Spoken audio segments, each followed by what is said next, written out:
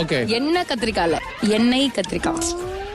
மிக்ஸில தான் அரைக்க போறீங்க? ஆமா சார். இது கட் பண்ணவா வேணாமா சார்? பண்ணலாமா வேணாமா? வேணாம். பிரியங்கா தார் மாறு. அண்ணா